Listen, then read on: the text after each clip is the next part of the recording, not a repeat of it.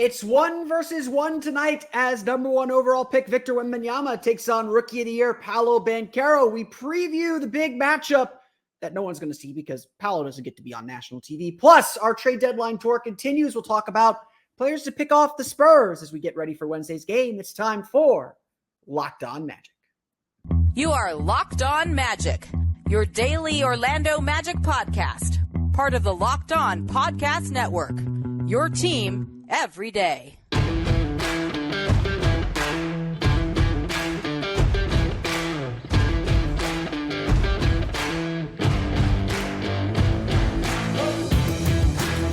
And you are indeed Locked On Magic. Today is January 30th. It will be January 31st, 2024. My name is Philip Rossman-Reich. I'm the site expert and editor over at OrlandoMagicDaily.com. You can follow me on Twitter at PhilipRR_OMD.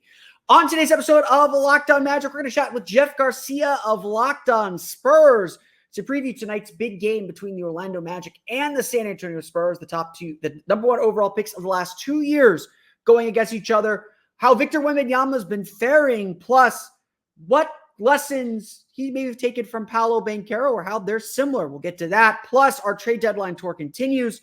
We hit up the Spurs, a team that has been rumored to be connected to Markelle Fultz at various times and actually has a win-now veteran that very much fits the Magic. We'll talk about frameworks and all that coming up here in just a moment. But first, we want to thank you again for making Locked On Magic part of your day every day, no matter when you listen to us, whether it's first in the morning, whether it's right when we upload. We truly appreciate you making Locked On Magic part of your day every day. Remember, there's a great Locked On podcast covering every single team in the NBA. Just search for Locked On and the team you're looking for, the Locked On Podcast Network. It's your team every day.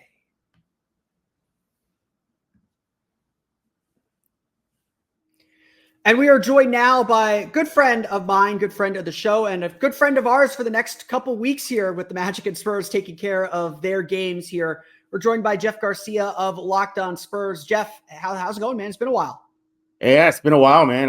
It's going. It's kind of a rough season. Obviously the biggest highlight is Wemby, but outside of that, I just wish the Spurs would have been pretty much forthright to start the season, like media day, instead of saying, yay, we're about wins. Just simply say, hey, we're still in the rebuild, give us a couple more years. But expectations were high and it's been kind of a letdown.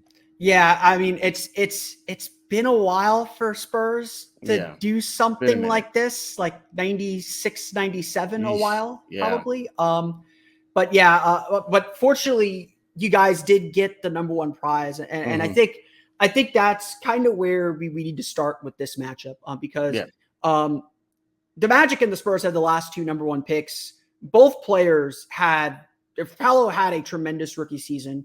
Mm-hmm. Victor Wembanyama is having a fantastic rookie season. We're going to get our first good look at it at him as Magic fans if we haven't watched him on national TV already. I want to start here. Mm-hmm. What's been the biggest surprise about Victor Wembanyama as a rookie? I don't know if he's met the wild expectations that everyone had for him. He's been really good this year, though. Yeah, he has. And for me, my biggest surprise is how quick he learned. I really thought his learning curve will take maybe till about now. Like I thought maybe about now he would start propelling himself to be that number 1 generational, all that hype. But he took off pretty early. And it was a little bit of a slow start. Everybody knows that Chet was kind of leading the pack for the Rookie of the Year award for a good chunk of the start of the season. Now Wemby has overtaken that. So it's been a bit of a mix of everything from Wemby's adjustment, namely 2 different leagues. French league, they play like maybe 3 times a week. That's or maybe I don't know. I'm making this up 4 times a month or something like ridiculous. Once a week or something like that. Game or something. They practice a lot more in Europe. Yeah, exactly. And then now, playing almost every other day. And I think his adjustment has been pretty fine. I've been bracing for the rookie wall. Every rookie goes through it. I actually see him not going through that this season. I think he's just going to bust through that wall and, keep on projecting upward as he has. There's sometimes I have to remember that he's still a kid. Okay, he turned 20 years old. But you get to see both sides of everything. You get to see the professional, now 20-year-old on the court, just shattering records, leading the league in blocks. putting up 30+ point nights, 20+ point nights. And then you see the kid side, the young guy in him and his adjustment just coming to the United States. I'll give you all a good example. I was in the Spurs locker room, and Wemby has already did his the main press conference, so he's kind of off limits. He's done. He's just gonna wrap up and take off. He walks in, he's getting dressed, and he hears myself and the rest of the writers talking about BS, just whatever. We're just killing time. And then so Wemby's kind of like directly in front of me, like there's a writer, and then his locker is right there, right in front of me, and all I see is Wemby doing this, like eavesdropping. He's like, what's going on? He's like, what's going on? So he's fixing his jacket and he's kind of looking at us. One of the writers then says, kind of brings him into the conversation. He asks him a question. Hey, what do you think about this and everything? And then just like any other kid who's just curious, he walks into our little group huddle chat and we start talking. And then he's like, we start asking him like, oh, what are some words that you haven't really learned about or knew existed until you came to the United States? He revealed that he never heard of the phrase low key before, ever. And then he taught us some French bad words. So there's that. That's always the joy. Yeah. But just to see those two sides of him, on the court, in front of the media, then when the cameras are off and not in front of the media, so to speak, how he's still a young guy, still figuring out his way, not just on the NBA stage, but on just living in a new country. So X's and O's wise, I think the shift from him going from whatever you want to play, literally, that's how it was to start the season. It was whatever you want to play, Wemby, go for it, to now being more positioned at the 5 spot. I think that has really boosted him. To this day, I don't know why. I mean, I do know why, but I don't know why they just went with Sohan at point guard. And that was the most frustrating moment. And us in Orlando are probably a little more experienced at the whole rebuilding thing and experiment and trying out experiments and seeing how things develop. And it can be really frustrating when it's really clear it's not working. And ultimately, to that point, everything San Antonio should be doing right now is to make Wemby better. A lot of the Magic are experiencing a little bit of that with Paolo. Obviously, like Paolo came into the league very well hyped, had a fantastic rookie season, deserved rookie of the year. And like with Wemby, everyone tried to poke little holes in his rookie of the year candidacy. Although I think Chet Holmgren's a little bit bigger of a challenge than Jalen Williams was last year. But I think what we're seeing with a lot of these rookies is, and I think Paolo was this way last year too, was just the amount of maturity they have on the court. These guys have been, Wembanyama's obviously been in a professional program for years now. Since he was discovered, essentially, he was probably playing in a professional program. A lot of the American players too, I think, are in these quasi-professional programs or getting professional training from very, very young ages. And so we're seeing, I think, a lot of these elite players enter the league and not necessarily look like rookies. Like I know with the Magic, Paolo's first 5 or 6 games, he scored 20 points. And it was like, oh, it shouldn't be this easy for a player even of Paolo's caliber to impact the game this quickly. And, we're sitting here, it's Tuesday afternoon is recording this. It'll be Wednesday when you listen to this, probably a day before Paolo Banchero was named to his first All-Star team. And it looks that way.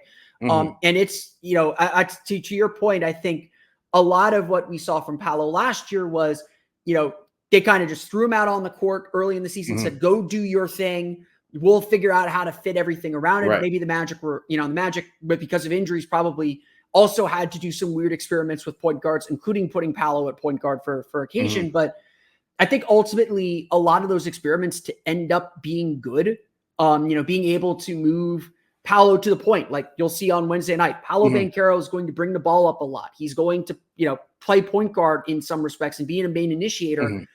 Figuring out how to expand a player's game at this level is a big piece of this puzzle. So I'll turn that question to you then. We knew that Wembanyama was an, potentially excellent shot blocker. I think he's leading the league in blocks. Yeah, he is. He's averaging 20.6 points per game. Like he's proven himself to be a scorer. What's something about his game that's been expanded this year or maybe surprised you? Surprised me kind of Well, let me rephrase this. I really thought that the few negatives that he has is his turnovers. He turns the ball over quite a bit. And I thought he would kind of figure that out now. Just recently, he caught the ball up like 4 times in a game. And he's aware of this. He's very aware of this. He was asked during the post game versus the Wizards a couple of days ago about that, and he's accepted it. And I think I'm surprised that, as much as we see him excel on the stat sheet, but a bigger dive into it reveals that there's still issues for him to fix on. For example, the turnovers. Versus the Wizards, he was the worst Spur. He was the -12 in the plus-minus column. So there's still things that he still needs to figure out. Also, too, I think what's also surprising me is just how much the team is still adapting to him. You would think it would be easy, hey, there is a 7'4", generational player on my team. Let's give it to him. And how much that's still kind of stuck, or the still adjustment is that this team is going through. You're still seeing players that I get it, his wingspan and his height, they just lob it up even too much high for him. The entry pass is the greatest lost skill in the NBA. Right. Like I will put my hand down to that. Yeah. Nobody knows how to throw a good entry pass in the post anymore. So the adjustment of him and his teammates, and then vice versa, that's still going on. On the positive side, as far as X's and O's, what has been surprising to me is just his presence on defense. I mean, I shouldn't say I'm too surprised, but just like the impact. I mean, I see opposing players stop dead in their tracks, think once, twice, 3 times before they even attempt to get in the paint. You'll see them hauling butt down the lane, and then there's Wemby, and then you see them slow down, and they just stop. When they're dead in their tracks. And also, too, just the competitive spirit. That's been kind of like the biggest thing that's bringing a smile to my face so far. He had his chief rival, Holmgren, recently in a national game, and he wanted a piece of him. I never thought I'd see because Wemby comes off as this humble, very soft-spoken player, especially in the media room. But he wanted a piece of Chet. He dunked on Chet and stared at him, and when there was a moment where Wemby exited the game to take a breather and Chet came into the game, and then Wemby dead in his track turned around and asked Bob if he could come back in, and go back in. And then the ref said no. And then the frustration that he couldn't get back out there. So there is that. Don't let that soft-spoken, quiet, speak up, Wemby, kind of thing, throw you off, because this kid has that passion and to be the best at everything, including media. He said that he start the season that he wants to be better in every aspect of his pro career. So just how much leaps and bounds he's taken. I spoke to a couple of NBA scouts recently, and they all agree that this is the biggest surprise for them, even them, that just how quick he picked it up. There's still adjustment to the physicality of it. He's getting better at it.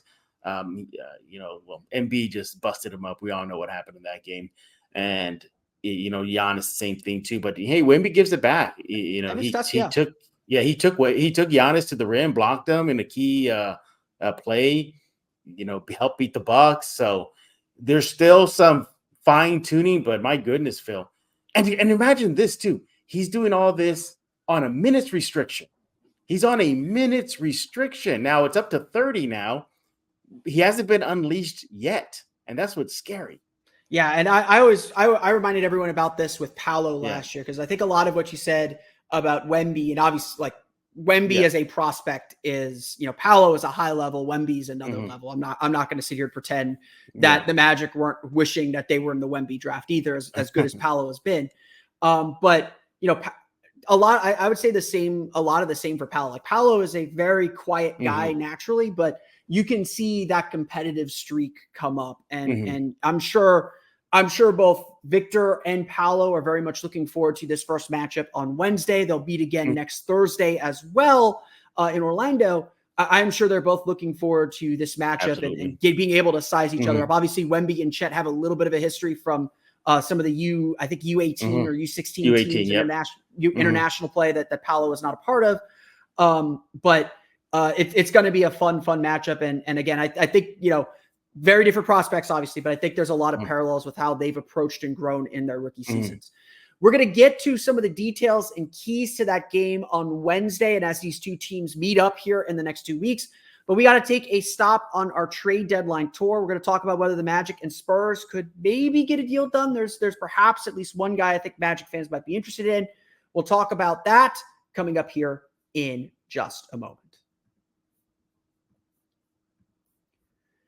But first, it's time for a quick word from our friends over at eBay Motors. Our partners at eBay Motors have teamed up with Locked On Fantasy Basketball host Josh Lloyd to bring you some of the best fantasy picks each week, all season long. Whether you're prepping for a daily draft or scouting the waiver wire, every week we're going to provide you players that are guaranteed to fit on your roster. So let's see who Josh has picked out for us on this week's eBay Guaranteed Fit Fantasy Picks of the Week. Of Josh's list, I'm going to go with Patrick Williams of the Chicago Bulls. I know Magic fans are watching Bulls games very carefully right now. Magic Bulls are just 2 games ahead of the Bulls for 8th in the Eastern Conference. Big game next Saturday, by the way, when the Bulls come to town. With Zach LaVine out, Williams is getting minutes and a usage bump enough to be put into consideration for fantasy leagues. Jeff, I'm curious, do you have a Spurs fantasy pick this week for people playing daily fantasy, perhaps? Gee, I wonder who I would pick. I wonder who I would pick. I actually go with Wemby. He gives you a little bit of everything across the board on defense, on offense. You want blocks? Well, he leads the league in blocks. He needs points. You give you points at that center spot. Need some steals? He's giving you about 1 or 2 a game. So, yeah, he is complete player. If you're on that fantasy wire, you want to grab him. If some doofus let him go and it's not on his, you want to go pick him up ASAP. Josh always says, don't draft rookies. Well, I think Josh might make I think he drafted Wemby. Yeah. On the Magic side, I will very highly suggest you take a look at Jonathan Isaac, actually. Jonathan Isaac has had a lot of his minute restrictions lifted. I know Monday's game, he only played 8 minutes because of the back-to-back, but he's played 20 minutes in his last 2 games. The Magic don't play another back-to-back for another couple weeks. So Jonathan Isaac is a guy that's going to get you rebounds, get you blocks, get you steals, and he's probably going to shoot a high percentage because he's not going to take a lot of shots either. So Jonathan Isaac is my pick on the Magic side. Josh Lloyd from Locked On Fantasy Basketball plus all us hosts are going to help you win your fantasy championship. And eBay Motors knows a championship team is about each player being a perfect fit. It's the same with your vehicle. With more than 122 million parts for your number one ride or die, you can make sure your ride stays running smoothly. Brake kits, LED headlights, roof rack, bumpers, whatever your baby needs, eBay Motors has it. And with eBay Guaranteed Fit, it's guaranteed to fit your ride the first time, every time, or your money back. Plus, at these prices, you're burning rubber, not cash. Keep your ride or die alive at ebaymotors.com. eBay Guaranteed Fit, only available to U.S. customers. Eligible items only. Exclusions apply.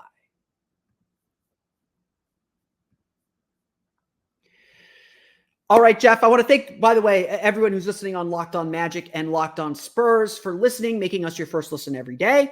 After us, be sure to check out the Locked On Sports Today 24/7 streaming channel. You can get all the latest from around the sports world from local experts like Jeff and myself and our national shows too. Check it out today, the first ever 24/7 sports streaming channel on YouTube, Locked On Sports Today.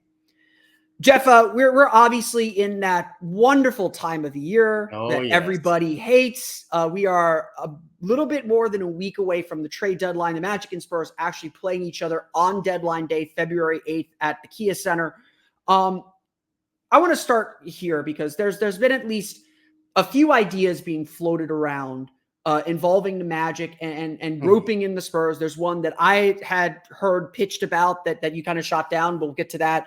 There's been one that ESPN's been promoting as feels like a small move, but one that's, I think, been something that the Magic have been attached to for a few years. But I want to start here.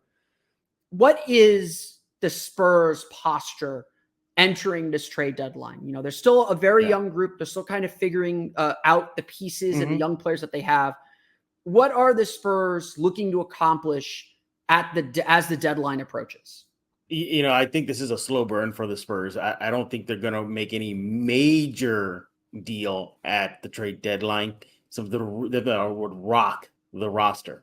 Brian Wright, the GM, from Coach Popovich as well. They all say they're not going to rush this, that they're going to let Wemby and the crew that they have on their roster right now cook for most of the season. Now, of course, I'm making this up, but the Magic were to say, hey, here's Paolo Banchero and we want Devin Vassell or something ridiculous like that. Obviously they're not going to shut that down. But, I don't expect the Spurs to be major movers this trade deadline. I expect them to be major players in the offseason draft day for sure. But, it's just the usual suspects, Devontae Graham. Yeah, remember him, everybody? Yeah, he's still in the league. Devontae Graham, Cedi Osman, Doug McDermott. Those fringe players that I think the Spurs could move come trade deadline. My wild card in all this is actually Keldon Johnson. I think he would be a good piece for the Spurs to dangle. This is a Spurs roster that I don't think anybody outside of Wemby is completely off limits.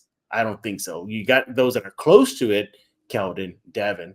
But I don't think anybody's like, oh my God, no, we're going to hang up the phone. You're asking for Keldon Johnson. No way. Goodbye, Magic GM. Nothing like that. I think they'll listen to it. But I expect them to be heavy players in the offseason, not at the trade deadline, minus these fringe veteran players. Yeah, and the player that I was referencing, you mentioned him there, Doug McDermott. I've seen ESPN pitch a couple of trade ideas, essentially just swapping salaries. Doug McDermott, he's in the last year of his deal. He's making $13.75 million, $13.8 million. Swapping him for Gary Harris. Gary Harris has been in and out of the lineup for the Orlando Magic. He makes about the same amount. Gary Harris, let me pull up my stat here. Gary Harris is at 13 even. So that's enough to make a deal happen. So there's I'm big at the trade deadline. Right. Like you talk about frameworks of deals. You talk about, okay, here is something that can work. Maybe there's some details that need to be filled in. Maybe the Magic have to throw a second round pick because Gary Harris is injured all the time, or, that's not, Gary Harris, also an expiring contract, is not really what the Spurs are looking for. The Magic just may say, hey, we need another shooter for our playoff push. Let's trade Harris. And I think they have a top 55 protected second, probably, maybe that does it. Maybe that doesn't, I don't know, but the framework for a deal is there. And obviously McDermott, fantastic shooter, a guy that would fit a very real need for the Magic, a guy with good size, definitely a player in the team's wheelhouse on that front. Again, you mentioned maybe Keldon Johnson. I doubt Devin Vassell is on the table. Guy on his rookie contract is super valuable. I'm sure the Magic would love to get him, but they're probably not willing to give up enough to pry him free. Like it'll take like an Atlanta Hawks deal for DeJounte Murray for that. Okay, they're not doing that quite yet. That. Yeah, I mean they might do that for DeJounte, but but they're not doing. I don't think they'd do that for Vassell at this point. So with that being said, then if the Spurs were to move, what kind of assets are they looking back for? What are, you mentioned that they're probably going to look closer to the draft. Does that mean that they're looking for draft picks in return rather than players? No. What are their goals for the short term? I think they just got to stop amassing draft picks. They got too many, and they got to start using them very, very soon. But I think they already showed their hand already. Not their hand, but let's just rephrase that. Reports are saying that the Spurs were looking for DeJounte Murray. Now, I know it's DeJounte Murray, a former Spur. I get all that. But to me, I read more than that. I just know, hey, you're recognizing an issue with your roster, and that is thin at the point guard spot. And look, I am a huge Trey Jones fan. I think he's severely underrated in the league. But he lacks the size. He lacks the shooting. He's a great floor general, great assist guy. He can score in the paint. It's just his shot is a little inconsistent. He doesn't have really a three shot, and he's on the shorter end for NBA standards. So I think they're already revealed, if these reports were true about them chasing DeJounte, that they need a big point guard. So I think that's at the top of their to-do list, whether it's the trade deadline or the draft off season. And after that, I think it's just they got to bring in veterans. I'm not the only one who's saying this. There's a guy whose jersey retired at the Frost Center, Sean Elliott. He went on local San Antonio radio, San Antonio Sports Star, and flat out just kind of called out the Spurs for saying, like, hey, maybe your rebuild wasn't the right way. He said, when I came in, and me and David came in as rookie, Robinson, because we had Terry Cummings, we had Caldwell Jones, we had Mo Cheeks, we had all these veterans, and then that pushed us. Now, granted, different time, different era, I get all that, but I think they got to bring in an infusion of good veteran players that have been there. I'm not talking about the end of their career. Guys who can contribute. Guys that can help immediately and that can be present in the locker room and on the court. Sometimes I think this Spurs team. I think they are, because Popovich and Wemby said it recently. This team is still immature. They had no business losing to that game versus the Wizards. None. And Pop blasting them for their immaturity, because they were lollygagging. They were in that fourth quarter, like, we're winning. Woo, look at this. They're like, oh wait, we lost. Let me speak from experience on this, seeing that since the Magic have been rebuilding for 10 years. That is absolutely a huge factor. Getting, even though the mistake that a lot of rebuilding teams make. So Spurs fans, listen up. The mistake that a lot of rebuilding teams make, and that includes the Magic at various points in their rebuild, is not having quality veterans who are invested in the journey. The veterans check out easily. Love Channing Frye to death. Loved his year in Orlando. He sniffed out how unserious the franchise was for winning and checked out. And he'll admit that. I don't think I'm saying anything crazy there. I think he admits that publicly.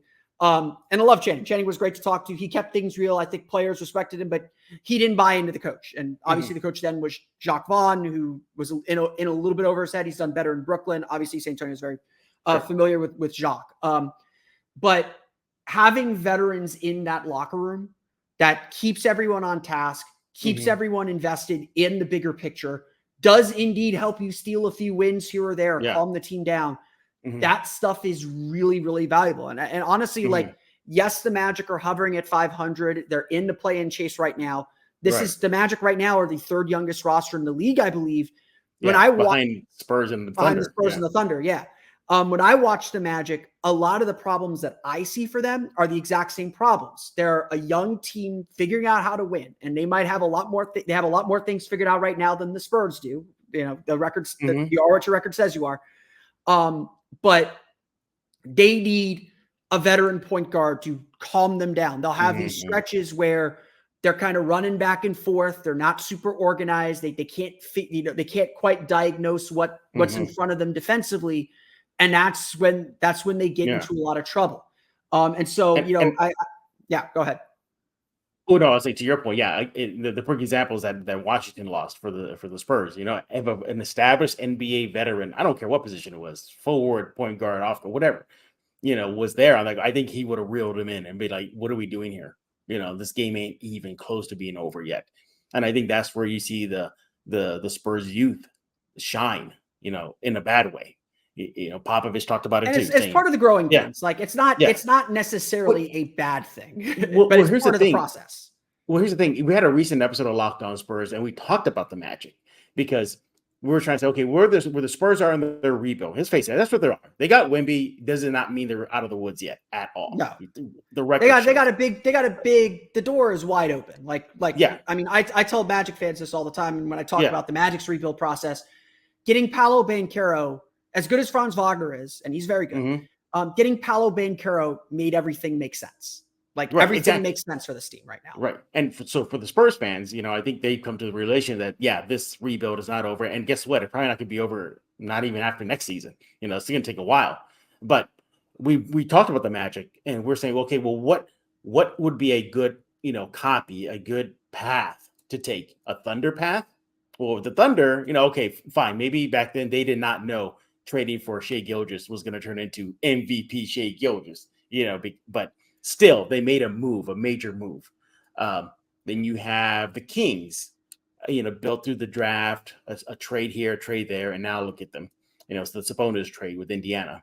And we talked about the Magic. And I bring up the Magic is because I think Wagner earlier this season, post-game, talked about how this team, your Magic, have been going through this rebuild for 2 to 3 years, and now they finally, well, in his eyes too, because he's, I guess, Mo Wagner, Mo Wagner brought that up, and say, now look at this. And I thought that was a perfect way to look at the Spurs situation.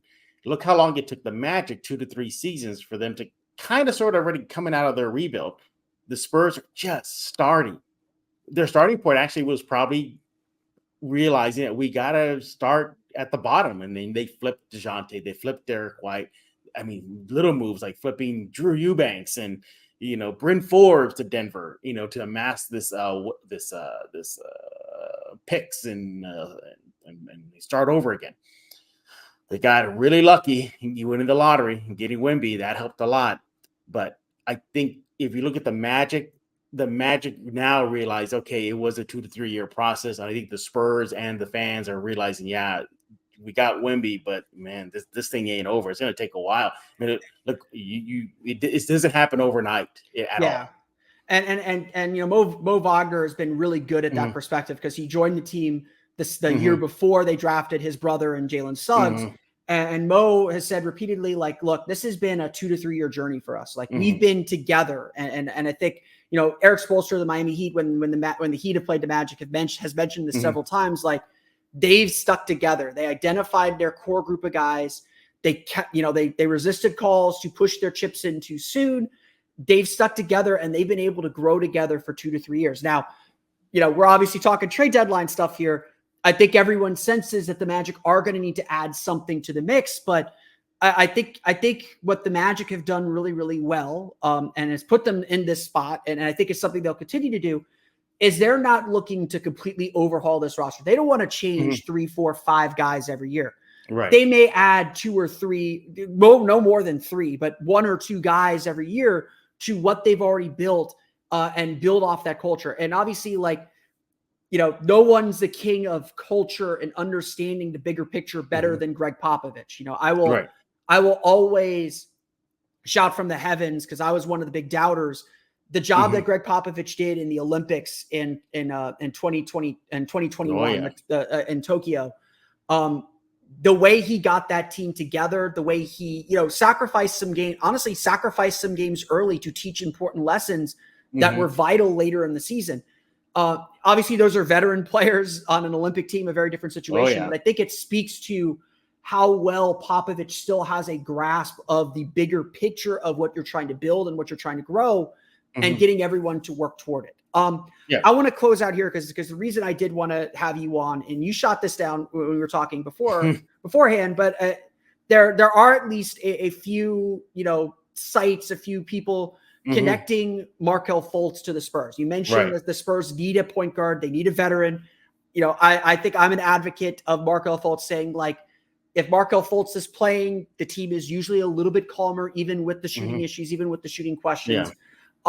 You shot down any Markelle Fultz rumor. He's making $17 million a year. So it's obviously one of those contracts that the Magic could match. The Spurs would have to add something if Doug McDermott were the guy, but so maybe there isn't a great framework with San Antonio to make something happen. Yeah. But I want to take this moment to think a little bit about the Markelle Fultz trade market.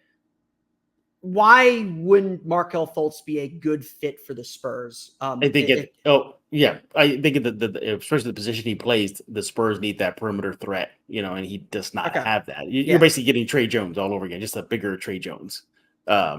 And that's it. I think if you're going to go that route, we'll just stick with Trey Jones. At least he's familiar with the system. He's been there, done that. With going to year 3 now with the Spurs. No, I think this is and I think about, I've heard like maybe seasons ago of rumblings of Fultz and the Spurs, but from my point of view, that's really stopped. I really haven't heard anything else since about 2-3 years ago. Honestly, like it feels like professional dot connecting. Like everyone saw the struggle that Jeremy Sohan had playing the point guard, the need for a point guard. Fultz gives them some size. I'm not going to be surprised to come trade deadline. So many reports, Spurs insert veteran point guard are in talks. I'm expecting tons of those. Like, rumor, I heard this, and Spurs want X guard, and Spurs want this guard.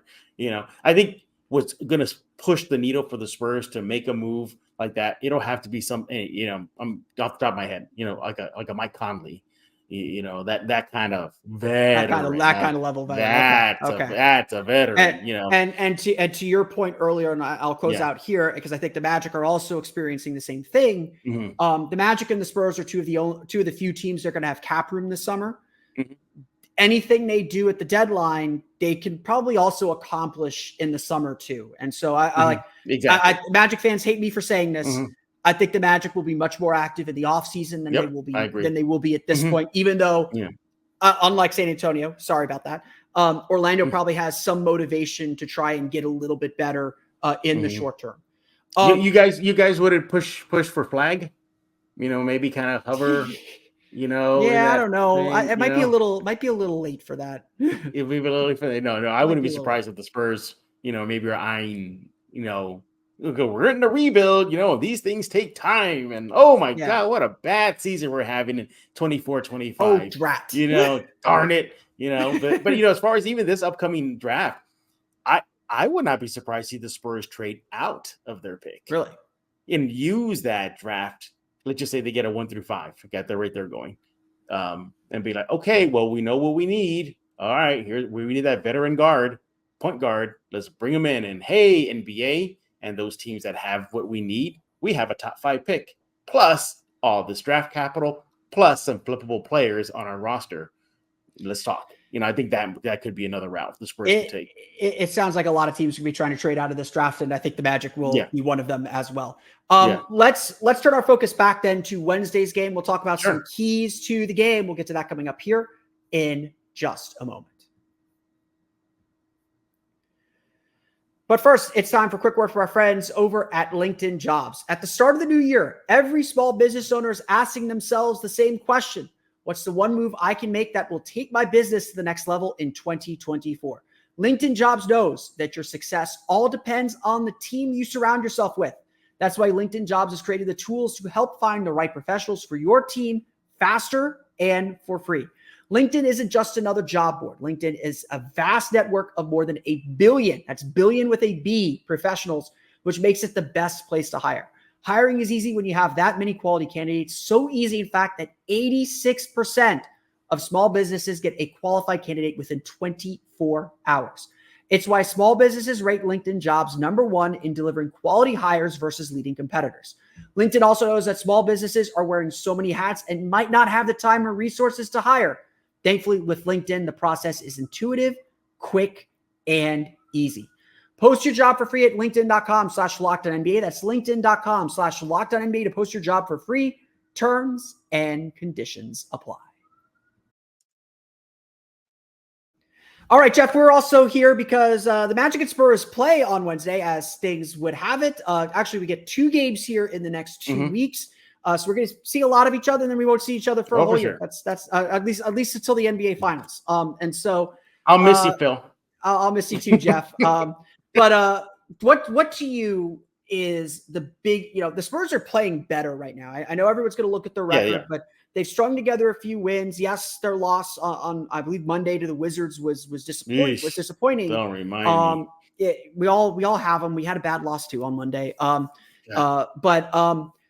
What's been different about the Spurs, and what's been the big key to finding a little bit of success right now? I think just a roster shift, moving Wemby to the center spot, bringing in Trey Jones as your starting point guard, taking Sohan back to his natural position, that's forward, swing guy player, moving Zach Collins to the bench. That's really helped the Spurs team find not only just another level collectively, but also for Wemby as well. Then there's Wemby, the Wemby effect on the court. He's really catapulted of late, just putting up a monster numbers. I know Joel Embiid had himself a game when the Spurs played the Sixers, but if you look at what Wemby did, he's doing that to everybody. But you look at what Wemby did against Embiid. Sure, it wasn't a 70-pointer, but he had 30+ points and several blocks and rebounds. Other thing too is I think they're keeping turnovers low. That's a really big key. I actually wrote about it. I spoke to a couple of the players about how one other trend is the turnovers are kind of declining in a good way. I mean, they had a game where they only had 5 turnovers for a game, one just for 8.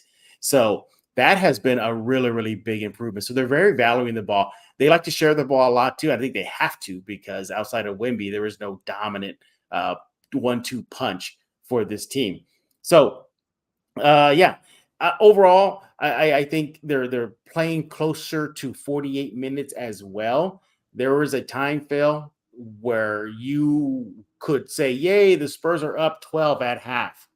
And everybody in San Antonio would be like this. Just wait. They're going to blow it. We're going to blow it. And that's not happening anymore. The anomaly was that Wizards game where they just went to sleep. But they're winning third quarters. That was their Achilles heel for a good chunk of the start of the season. You didn't matter if the Spurs were up by 10 or if opposing teams were just, decimating them. They could have just really put the coffin, close it in the third quarter against the Spurs. That's not anymore. They're being competitive. They won several third quarters in a row, like 4 to 5 in a row. So overall, they're starting to get it a little bit more.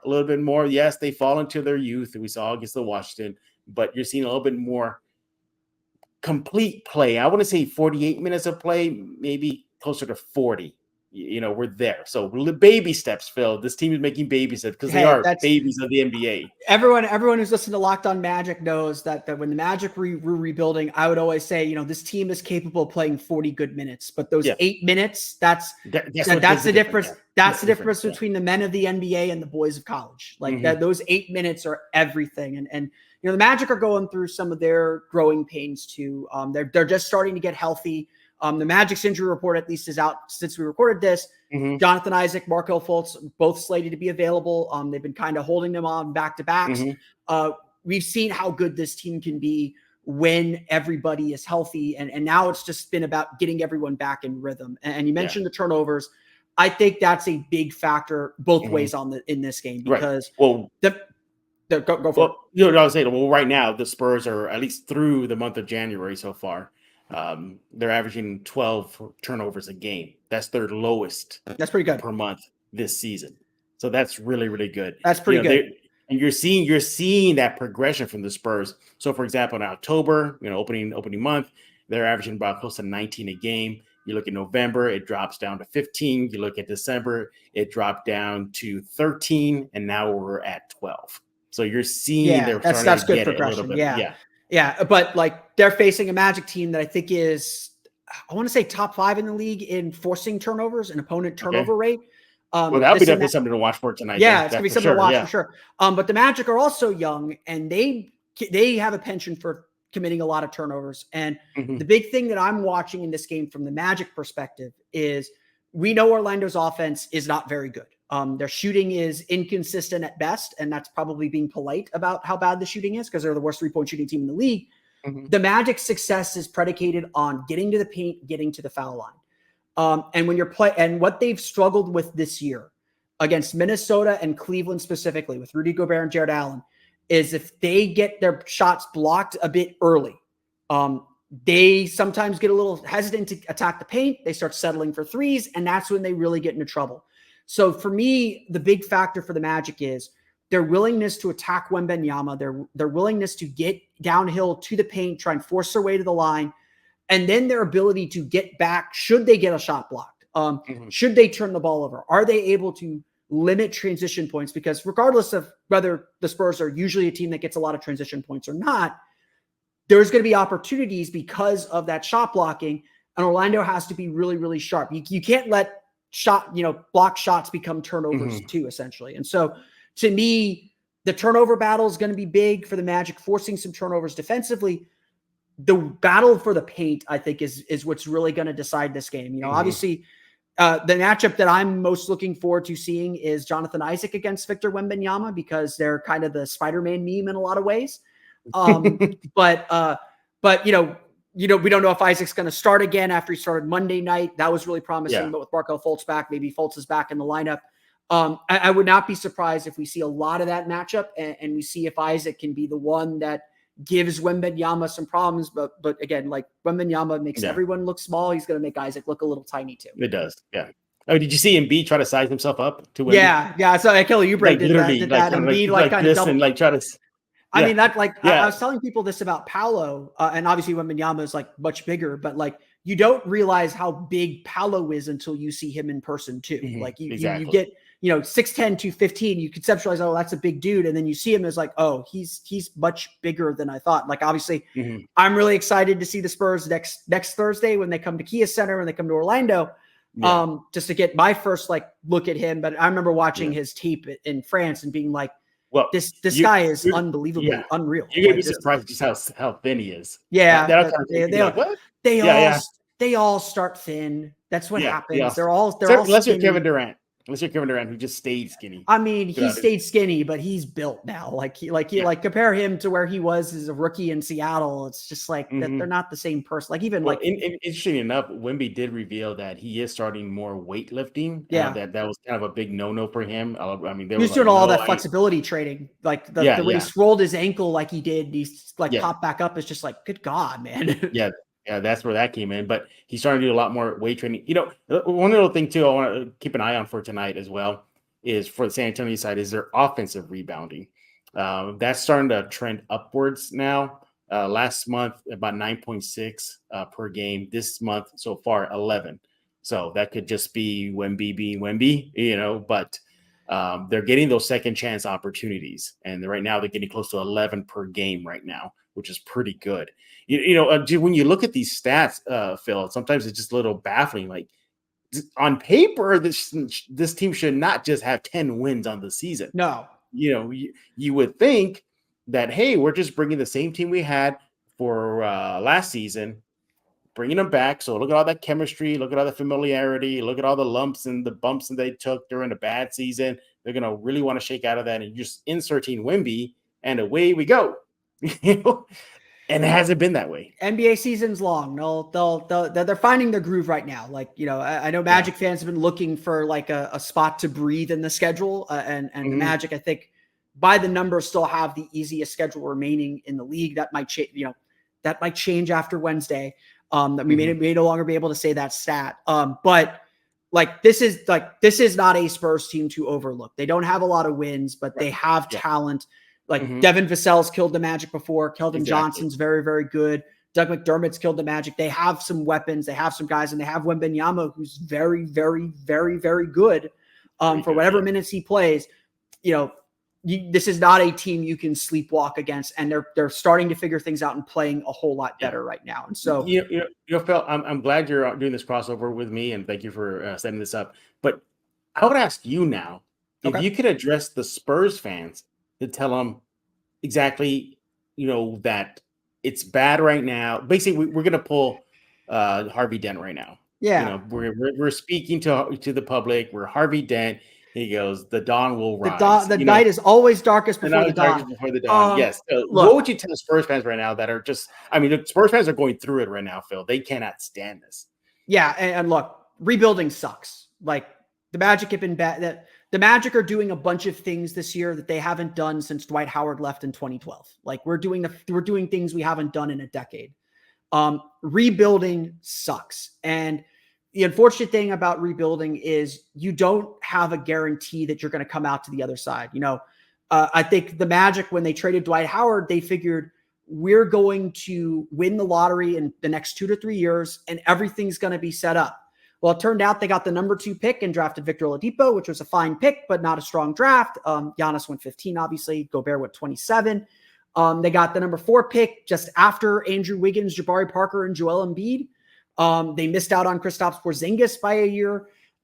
Rebuilding sucks, and it can be really, really challenging. But if there's one thing the Spurs have going for them, is they won the lottery already.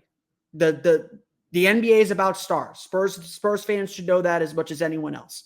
You need your top guy in place. And so when you're looking at the season and you're looking at the next maybe season or two, everything has to be about how do we make Victor Wembanyama's life easier? How do we grow him and develop him into the player we want him to be and that he can be? Everything has to be about that development first. At this stage, nothing else matters. Like you said, like the Spurs should be willing to listen and pick up the phone on anyone on their roster, but it's all about Victor Wembanyama.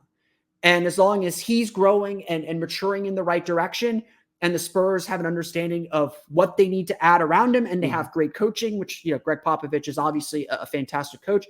As long as they have the long-term vision of what they're going to be in place, their rebuild isn't going to last long because they've got the foundation piece in. They've got the pillar in. Like the Magic, if the Magic didn't win the lottery, if they took Jabari Smith over Paolo Banchero, we're not sitting where we are today.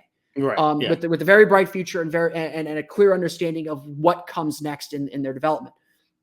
a player like Paolo, a player like Wembanyama, just like a player like Dwight or Shaq or David Robinson or Tim Duncan, just makes everything clearer. So yes, things look bleak today, but treasure the small victories, treasure the progress, like you were just saying, and understand that if the team and that organization does the right things, and they're the Spurs, they're going to do the right things. They're going to do the right thing. Yeah.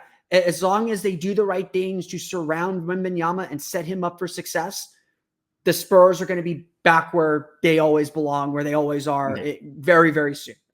It sucks right now. Yeah, it sucks. Right, it's terrible. I've been through it, 2 rebuilds already with this franchise, so this is the old hat for me. But a lot of these younger kids, they grew up in the decade of the big three. Those poor 7-year-olds who've never seen the New York Yankees win a championship. Exactly. But hey, another little fun little tidbit that the Magic and the Spurs fan bases will have is the NBA Panini Rising Stars will get to see Wemby versus Paolo. Well, President Rocket, maybe. We'll see if Paolo decides to play in that game if he gets the Sunday invitation that we're expecting. But no, he did already. The NBA announced it. Oh, he announced it today. Oh, then there. Yeah. There it is. The NBA we'll see if he plays if he gets the Sunday invitation that we're expecting. Oh, you want that invitation? Oh no, Thursday. Paolo's going to be in the All-Star game. No, he is. I'm just saying, do you really think that he would not give the Magic fans a little bit more fun? If somehow him giving up his spot gets Anthony Black a trip to Indianapolis, I think he'd do that. I don't think that's how that works, but we'll see. Yeah, I'm always down for more Paolo, but Paolo's gonna be very, very busy that weekend in Indianapolis. Oh, for sure. As I'm sure Wemby will be too, because he's going to be a future player. Yeah. Wemby's doing the skills competition, I want to say. Yep. Yeah. Yep. So he's going to be very busy. He's not practicing for it at all. Yeah, that's the way to do it, actually, because practicing actually makes you overthink it and do worse. Mm-hmm. Jeff, I want to thank you for joining me today to chat a little bit about our 2 teams, where they're at and what their future might hold. I'm sure you'll sign off, but for my listeners, where can they find your work? Oh, for sure. Yeah. I'm actually the Spurs beat writer for Ken's 5 San Antonio. That is the locals TV station out in San Antonio. So I'm going to games, chatting with the players. Recently spoke to Dominic Barlow, one of the younger players. Well, one of the younger players. Can you believe it? There's actually younger players on the youngest team. About his selection to the G League All-Star squad. So that feature should be coming out sometime today by the time you're listening to this episode. And of course, host of Locked On Spurs. We were talking about Doug McDermott earlier. I would hate to see him go. Why? Because he's been on Locked On Spurs before. Hey, bye, Doug. At least we're coming on Locked On Spurs. But check it out, the Locked On Spurs YouTube page, Ken's 5 Plus app, iTunes, just everywhere you find Locked On Magic, you'll find Locked On Spurs. Simple as that. Yeah, and for Spurs fans looking to learn more about the Magic, you can, of course, find me on Twitter at @PhilipR_OMD. You can find my work at OrlandoMagicDaily.com, as well as check out Locked On Magic every single day for the latest on the Magic. Jeff, thanks for hopping on. We will see you Wednesday. No comments about the nerd wall from a fellow nerd? It goes without saying, obviously. You did not even comment on Optimus Prime dunking on me. I didn't see that one. I got the little narrow window. Oh yeah, there you go. How about that little Air Prime there? Look at that Air Prime dunking on me. I think anybody would be honored to have Prime dunk. Oh, absolutely. Right? Absolutely. Yes. If Optimus Prime is dunking on you, you probably deserve it. Absolutely. Jeff, we'll see you Wednesday night as the Magic take on the Spurs. Yeah. We'll see you next Thursday when the Magic take on the Spurs again in Orlando. And as always, see you in the NBA Finals as well.